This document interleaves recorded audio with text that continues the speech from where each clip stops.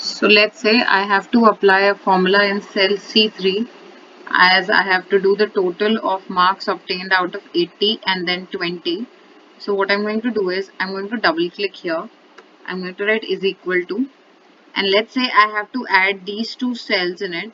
So I'm going to select A3 and B3. So what I'm going to do is I'm going to write is equal to, then I'm going to write A3 plus B3.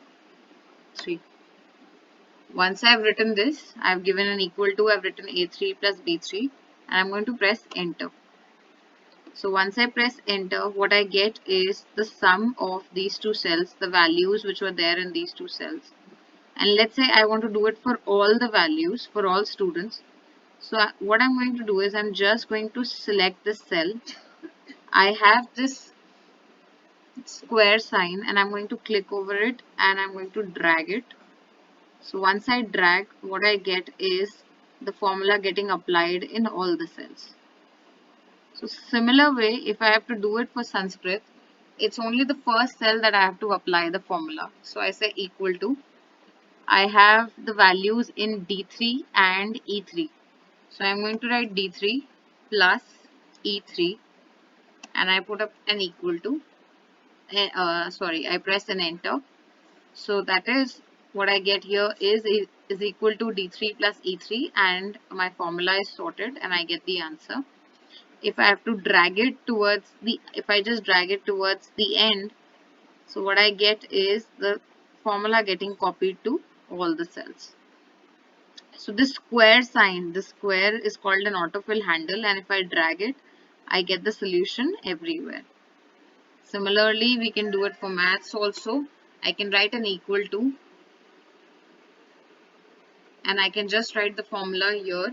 That what I do is I press G3 plus H3 and I press an enter. Again, dragging it from the square sign and that's it, it's sorted.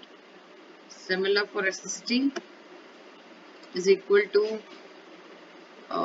J3 plus K3 and I just press, like, I just drag it so I get the solution everywhere. Similar for the next one. So sorry. The next would be M3 plus N3. I press an equal enter and I just drag it so I get it everywhere. Once I'm done with the values out of 100, I've just calculated the total for each and every subject out of 100. Now I have to calculate the grand total. For the grand total, what we are going to do is, we are again going to apply a formula. So I just put an equal to here, and with this equal to, I select the first cell for English, then I put a plus sign.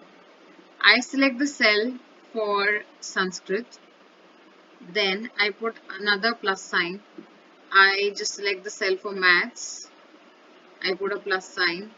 I select the cell for science, I put a plus sign, and I select the cell for social science and I press enter. Once I'm done with the grand total for one, I am just going to drag it till the end and the formula gets applied everywhere. It's very simple. If you just repeat it, if I have to find the formula, if I have to apply a formula for grand total, if we just see the formula here, I'm going to write an equal to. I select the cell C3. C3 is having out of 100 marks for English. Then I select F3. Again, marks for Sanskrit. Then I put another plus sign and I select I3. The marks for maths. I put a plus sign. I select L3. Then I select O3. And once I press enter, I get the solution. Once I get the solution, I'm going to drag it till the end and I get it grand total for all. Next column that we are supposed to work on is called percentage. For percentage, we don't have to do anything. It's just that the grand total divided by the number of subjects. So the number of subjects are like, here we have 5. So I'm just going to divide it by 5. In this case, we can use this formula because our total marks are out of 100. So since it's out of 100, so all we need to do is just divide the grand total by the number of subjects. Again dragging and bringing down the percentage. See, percentage formula can vary. If you have to calculate, like if your marks are not out of 100, then you can change the formula. But if the marks are out of 100, it's pretty easy to calculate this way, that you just divide it by the number of subjects. That's it. So percentage formula can vary as per your choice.